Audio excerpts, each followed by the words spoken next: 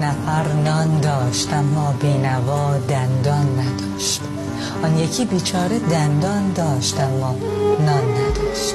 آن که باور داشت روزی میرسد بیچاره بود. آن که در اموال دنیا غرق بود ایمان نداشت. دشت باور داشت گرگی در میان گله است. گله باور داشت اما من نمیدانم چرا باور سگ چوپان نداشت. یک نفر پالان خر را در میان خانه پنهان کرده بود. آن یکی با بار خر میرفت و خر پالان نداشت. یک نفر فردوس را ارزان به مردم می‌فروخت. نقشه ها کو داشت در پندار خود شیطان نداشت. هر کجا دست نیازی بود از سوی دراز، رعیت بیچاره بخشش داشت اما خوان نداشت.